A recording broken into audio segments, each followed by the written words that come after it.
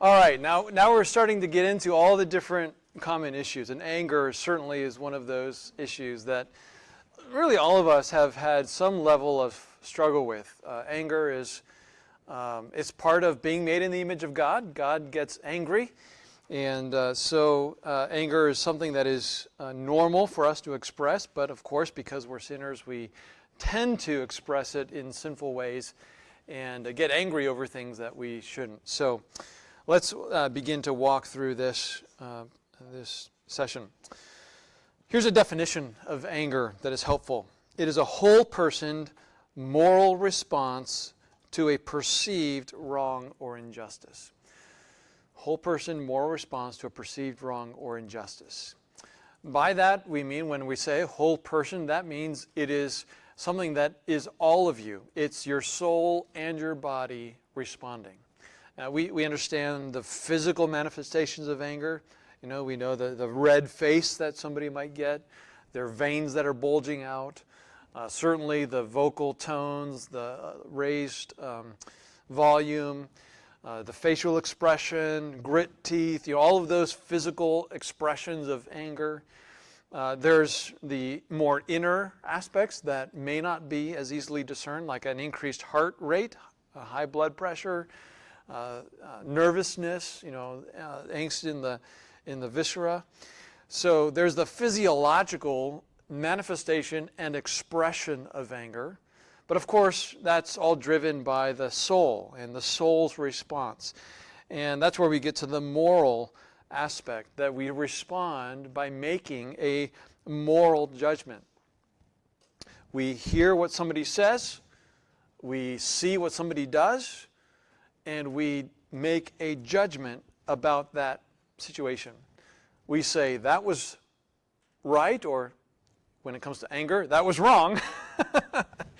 And we then respond in light of our judgment. So we are making a moral determination about what somebody has done or said. Or it's, it may not be something that they've done to us personally. Maybe it's information, it's news. We see something on the news, online or TV or whatever, and we get angry. We get angry that there was a suicide bomber somewhere. We get angry that there was some shooter in a school. We get angry at abortion. We get angry at things that are happening. It may not be to us directly, but we're making a moral judgment about a situation. We're determining whether it's right or wrong. And so that's right or wrong from our perception. It says they're wrong or injustice. We are perceiving something. It's something that we take in through our ears or our eyes. And based on our perception of that, which, if we're honest with ourselves, is not the complete totality of what is real and true, but based on our perception, we make that judgment. And that's part of what we have to come to see, is that sometimes our perception is wrong. Somebody can witness a crime, but because of the angle from which they're looking at it, they think one person is the perpetrator when the reality is another person is the perpetrator. So we have to recognize that it's a perception issue. We might have misheard what somebody said, right? Our spouse or our child or somebody said something, and we perceive that to be an offensive thing when we actually misheard what they said and they didn't say what we thought we said. So it's a perception that we make a moral judgment about, and we respond with our whole self, body and soul. There are three distinct terms in Scripture for anger. I'll just run through these quickly. Thumos is explosive anger. Orge is an abiding, settled attitude of indignation. Parogismos is anger mingled with irritability. Really, those tend to often be used in interchangeable ways, so that's not something that you need to really spend too much time trying to dissect those three terms and what's the term in this particular passage. Anger is by and large consistent. It's always a whole person moral response to a perceived wrong or injustice, but we do understand in our experience that sometimes we have this low-lying simmering anger which every once in a while boils over. And then other times we have this flash in the pan, lightning flash of anger that comes, out of the blue, if you will. We haven't been thinking about that situation. And so we have these different manifestations of anger, and there are different words that sometimes reflect those dynamics.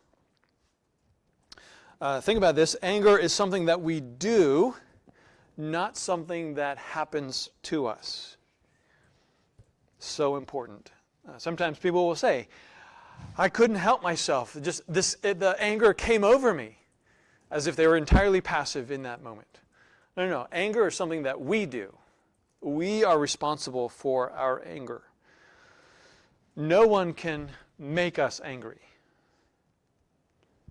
No one can make you angry. No one can make me angry.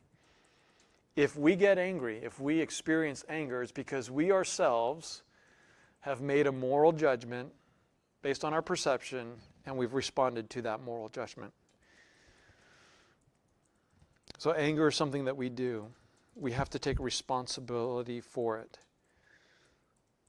Sometimes somebody will say, I'm not normally an angry person.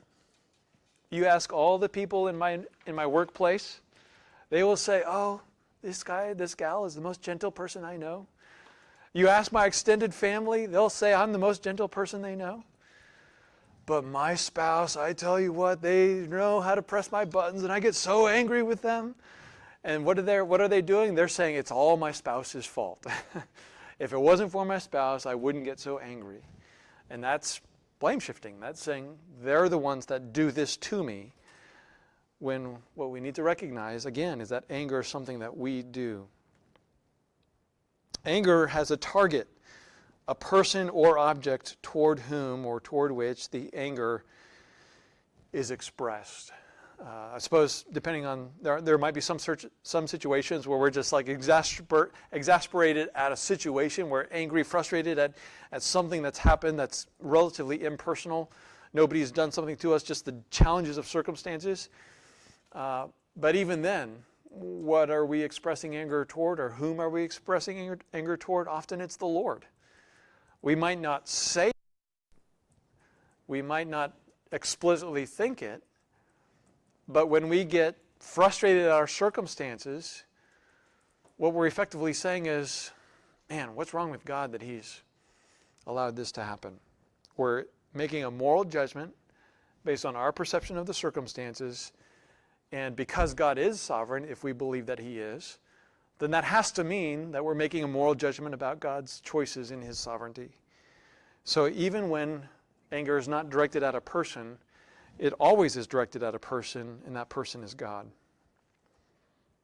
In fact, in his book, War of Words, which is a book about communication, Paul Tripp talks about the two dynamics, or the two directions of anger. There's a horizontal element of anger, and there's a horizontal element of anger and a vertical element of anger. And before we are angry at another person, before we're at war with another person, is the language he puts it in, we are first and foremost at war with God. Because we're making a judgment, again, that moral response, that moral judgment, we're making a judgment against God that He has allowed this situation to take place. And so we are upset with Him in a sense, even if implicitly. And that is why we are now at war with this person. He explains it obviously at length, and I would commend that book, War of Words, to you. But again, it's about communication, not anger specifically. Anger, sinful anger that is used to coerce, manipulate, and intimidate. It is a weapon by which means we punish others. And often we're not necessarily thinking in these terms. We're not explicitly thinking, how can I coerce this person, or how can I manipulate them? But that really is what we're doing. Sometimes somebody will say, I had to yell at them because otherwise they won't listen. If I didn't express my anger, they wouldn't see how serious this issue is. Well, that's an attempt to manipulate them. I'm going to control you by my anger and get you to change your thinking. Intimidation obviously happens in abusive situations, where I'm going to put myself in a position where you are afraid of me, because of my ability to threaten your safety. And so I'm going to intimidate you so I can control and manipulate you.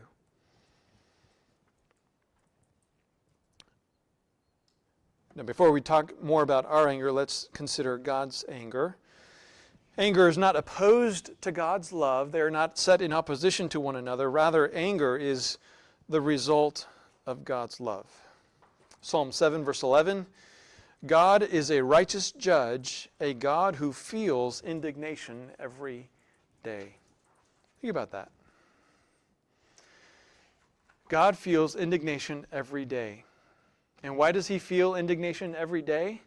It's because he loves his law. And why does he love his law? It's because he loves righteousness and holiness. God is, it says, righteous. He is a just God.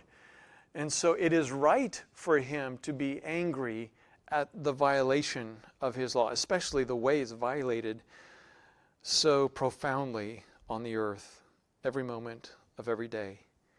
It's good that God is angry. It would be an awful judge who was indifferent toward the ways in which people are violated and sinned against. You want God to be angry at sin. Now, of course, none of us wants God to be angry at our sin, but we want God to be angry at the sins of others who hurt us. And that's why we desperately need God's grace to overcome his anger, or his anger is demonstrated in Christ so that he can demonstrate his grace. Romans 1:18, the wrath of God is revealed from heaven against all ungodliness and unrighteousness of men who by their unrighteousness suppress the truth. And how does he reveal that anger? Well, Paul walks through the different steps of how God essentially gives men and women over to their depravity in successive steps. And that is the demonstration of his anger because of the ungodliness and unrighteousness of men. So God is an angry God. He makes moral judgments based on his perception of wrong or injustices. And he's the only one who can claim absolute perfect perception of every situation. And so his anger is always just and righteous. So even though it's hard to think of wrath and God as an angry God, the truth is it's a perfect anger. It's a perfect, just, righteous wrath. And it's good. It's good because it upholds what is true and good and right. It's a protecting anger. It's an anger that prevents sin from going unaddressed.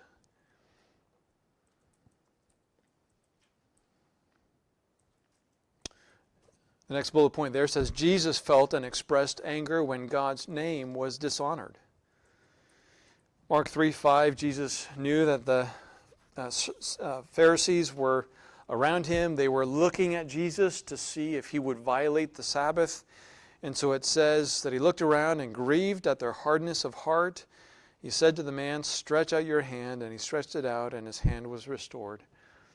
You know well that the Pharisees hated Jesus for the fact that he violated their traditions, which were not rooted in Scripture. They had built up these man-made laws, and they were so committed to them that they ended up actually violating God's law and God's heart to uphold their commands. And so Jesus was angry at that because of how it led to human suffering. They would have rather that man with a withered hand remain in his suffering rather than let Jesus heal him. And so he got angry at that. God is also angry towards sin, and the result is salvation. It is God's anger that leads to salvation. Think about this. If God was not angry at sin, if God was somehow apathetic about sin, he would not have cared enough to send his only Son so that whoever would believe on him would not perish. He would have been like, well, whatever. If that's what they want, they can live in hell forever. I don't care.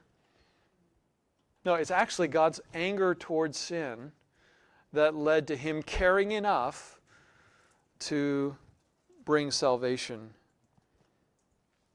1 John 4:10, and this is love, not that we loved God, but that he loved us and sent his Son to be the propitiation for our sins.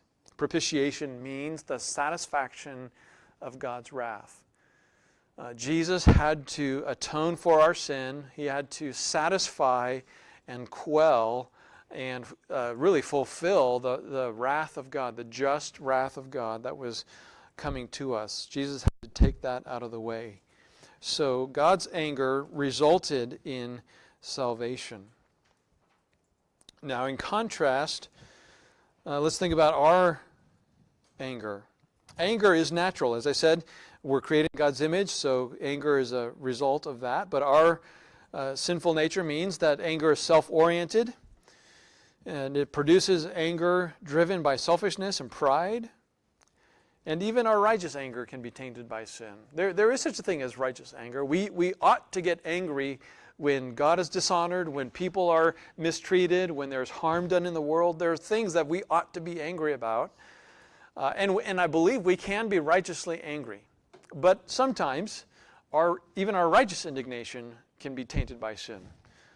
We don't have the full perfection of God's qualities of the perfect anger matched with love and compassion and grace and justice and all the rest. We much prefer vengeance and retribution over justice, even when we're angry about the right things. And so both our sinful anger and our righteous anger is tainted by sin. Anger is often learned. Now, what I mean by that is not that we don't need, no one needs to learn how to be angry, but it's a reality that our expressions of anger are often learned. I'm going to filter that. I was going to make a joke, but it's not necessary.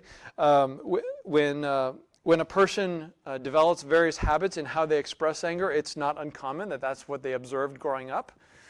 When a child has a filthy mouth, well, you can guess where they heard those words, either at home or maybe at school with other kids if they didn't hear that in the home. But it's always interesting when you hear little kids swear and the parents are like, don't say that. And I'm like, have you been saying that? Or maybe have their friends been saying that? But those things are learned. The expressions of anger are often learned. Not that we need to learn it. We can express anger well enough without having anybody teach us how to do that.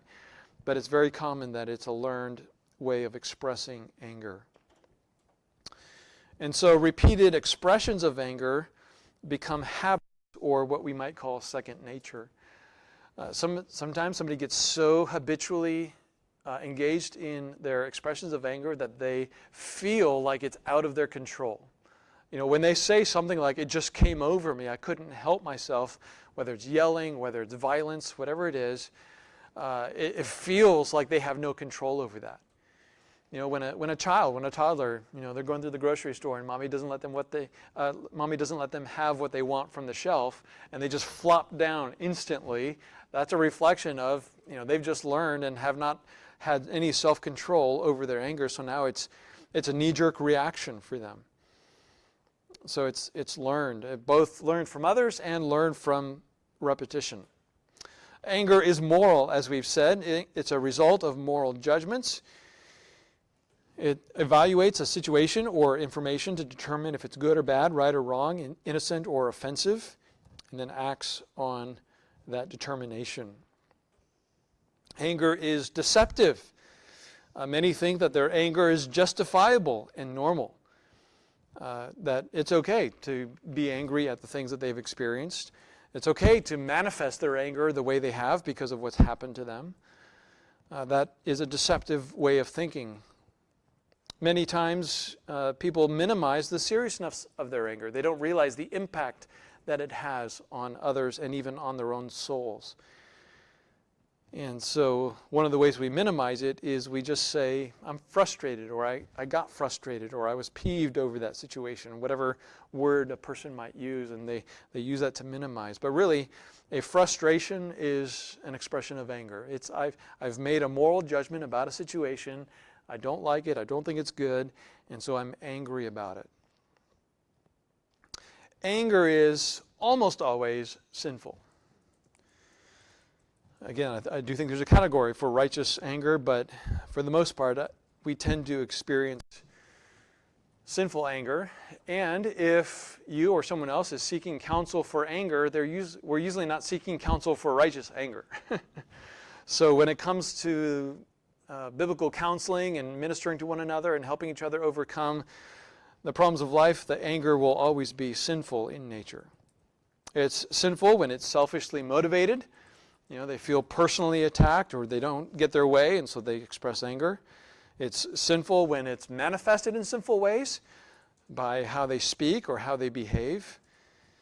And anger is sinful when it stays stoked, when they continually feed their own anger by rehashing that situation and not letting go and just kind of keeping the fire in themselves going. So anger is sinful. Now, we talked last month, about the heart. And we see it here in how to respond to anger. We have to get to the heart. Anger rises out of the heart. It rises out of our heart's judgments about a situation. And so in order to address anger, we have to recognize that it is sinful, that this is a matter of righteousness before the Lord, that if I'm expressing anger, if I'm manifesting anger in a sinful way, that I'm sinning against God. And so I need to take this seriously. It's not something to minimize. We need to identify the idolatrous desires of anger. What am I desiring? What am I wanting that I'm not getting? Right? We talked about the heart last time. That's what I was getting at a second ago. Why do I do what I do? It's because I want what I want. And why do I want what I want? It's because I worship what I worship. So what am I worshiping? What am I craving? What am I desiring that I'm not getting? Or what am I getting that I'm not wanting? What values, what rights, what expectations do I have that are being violated? That will draw to the surface what is driving the anger. So you want to get to the heart. You can't just deal with the manifestations of anger. I gave the example yesterday of that couple who was told to get those foam bats and beat each other like crazy without hurting each other. That's a way of addressing the expressions of anger. Just get it out of your system. Or, we've probably all heard of, just beating a pillow or something like that. It's a way of getting out the energy that anger creates in us, but it actually doesn't deal with the heart. So we want to deal with the heart. But then we also want to deal with the manifestations of it. Manifestations that have been in word and in action. You see their wrath, abusive speech, biting and devouring one another, strife, jealousy, outbursts of anger, disputes, dissensions, factions, envying. There are all kinds of ways that we express anger toward one another. Sometimes we compress anger, meaning we hold it inside of us. We have this feeling of anger, malice, bitterness that we try and contain. But like a pressure cooker, eventually, if it has too much pressure, it will explode. So we can think through what ways have I expressed it or compressed the anger. Once we know what the idolatrous desires are, once we know how we have manifested the anger, then we can move on to confession, acknowledging to God and to others the reality of our sin. We need to humbly agree with God and others about the reality, significance, and impact of behavior. We acknowledge to God and others the heart attitudes and desires that gave rise to anger. We need to keep the circle of confession to those who were sinned against or otherwise affected by your sin. Let me go back to the previous point there. Sometimes people will just apologize for how they expressed anger. I'm sorry that I yelled at you. I'm sorry that I hit you. I'm sorry that I broke that thing. I'm sorry that I stomped away, whatever it might be. Obviously, that's a starting point, but if we're going to truly confess, as we've talked about, we need to say the same thing that God says about it. We need to acknowledge the heart behind our anger. We need to say, what was the driving desire? We need to confess that. What was the heart attitude and the desire that gave rise to that? It's critically important. We need to ask God and others for forgiveness, explicitly saying, will you forgive me? We didn't talk about that this morning, but when it comes to seeking forgiveness, we don't just want to say, I'm sorry. We don't just want to say, I apologize. We want to say, will you forgive me? That is what allows the transaction of forgiveness to take place. So when we sin in any way, especially with anger, with our words, with our actions, we want to ask directly, explicitly for forgiveness. Will you forgive me for and whatever it is that we've done? We want to accept forgiveness of God, the forgiveness of God, and those who extend it by living as one who's been forgiven. If you're a person who's prone to anger, it would be understandable for you to have guilt and shame over that. And especially if you're growing, but you're still manifesting anger at various times, you just beat yourself over and over again for that. I can't believe I did it again. I can't believe I yelled at my kids again. And it's easy to just be discouraged by that. But if others grant you forgiveness, and you know that God has granted you forgiveness, then you need to meditate on that and accept that and receive that and live as if it's true. Even if you don't necessarily feel it internally, you have to live by the truth and not by your feelings. You need to pray for God's help in putting off anger and putting on patience and gentleness. Right? We don't just want to put off in this process and say, okay, I need to stop yelling, I need to stop cursing, I need to stop violent tendencies, and that's how I know I've stopped being angry. No. We need to put on the qualities that are the opposite of anger: patience, gentleness, kindness, love, the fruit of the Spirit. And so we need to work on that putting on just as much as we have to work on the putting off. We need to develop an actionable plan to replace anger with godly thinking and living. If somebody is given to anger, then they can very easily come up with the kinds of circumstances that give rise to their anger. They can think about what goes on in the home or the workplace or in their life that they will tend to get angry over. And so you can actually strategize, okay, let's develop a way of thinking in advance that you'll be cultivating a mindset throughout your day so that then when this situation comes up, you're already prepared to think rightly about it. Or if you're starting to feel that anger, that tension rising within you, take a step back, take a breath.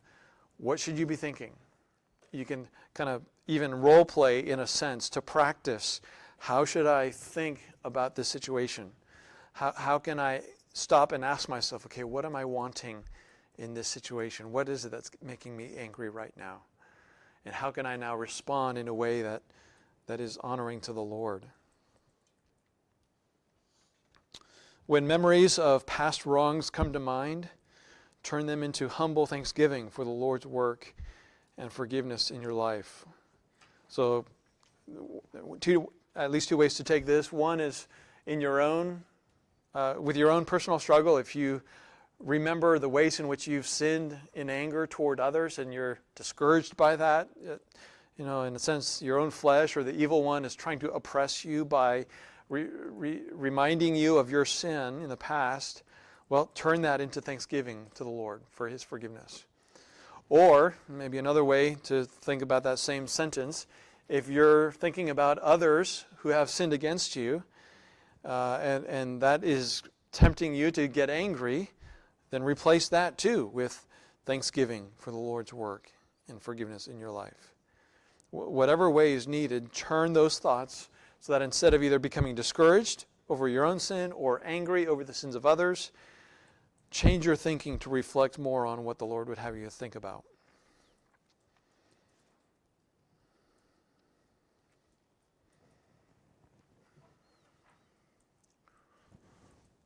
When did we start this session?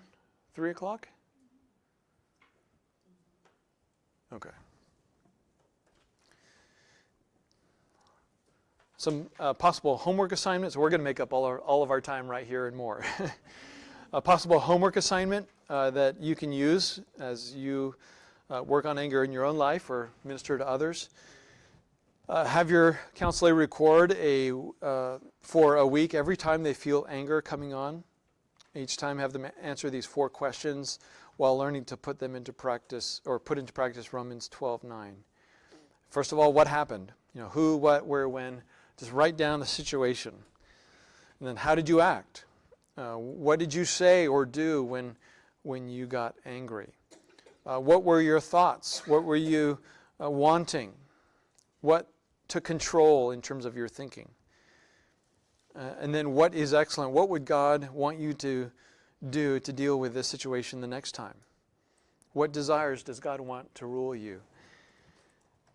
This is just a very practical way of strategizing, planning in advance, or debriefing a failure and planning for the next time when you're going to be tempted. And this type of thinking, this type of reflecting kind of really helps you slow down, examine, evaluate, and it really actually does help you in the next time. It brings things to your mind in subsequent temptations that will help slow down the thought process and give you an opportunity to walk by the Spirit and not by the flesh in subsequent situations. So I want to point out a couple of these books here. Ed Welch's book, A Small Book About a Big Problem. It's more of a devotional. I believe it's a 50-day devotional. It's quite literally a small book. You can probably fit it in your pocket if you have a thick pocket. But that's a helpful daily meditation on the issue of anger. Lou Priolo's book, The Heart of Anger, it has the picture of a young kid, expressing anger toward the parent. And so that's helpful for kids, not for kids to read as much as for parents to read about their kids' anger. But I've heard a number of parents say, I don't know, that convicted me more than helped me, teach my child. So that's good for adults and children, but its primary focus is how to care for children who are struggling with anger. Robert Jones's book, Uprooting Anger, is very similar to The Heart of Anger, but more geared toward adults. And then the first one there, I've kind of gone backwards here, but the first one is one of those 31-day devotionals that I mentioned of P&R on anger. So I would commend any of those resources for you. Really, just since we have a lot of time, I'll just mention this one additional thing. The most significant way to grow yourself if you struggle with anger, or to minister to somebody else, is to get to the heart of it. What are the idolatrous desires? What are the values? What are the rights, that somebody is holding on to? What is it that they feel like they need to defend and protect in terms of their thinking, their life, that if anybody comes close to touching it, they just blow up in anger? If you can get to that, and it's usually not difficult, it's usually pretty easy once you ask just a few questions to get to the heart, to understand their desires and their values and priorities. Working on that, reshaping that to help them cultivate the desire to glorify God above all things, to put their desires in their proper context, that'll be the most significant approach. If you only deal with the outward manifestations, you're going to keep dealing with the outward manifestations. It's going to continue to be failure time and time again. But if you deal with the heart, I'm not saying it's easy, but over time you begin to see growth and change, because the heart desires are changing.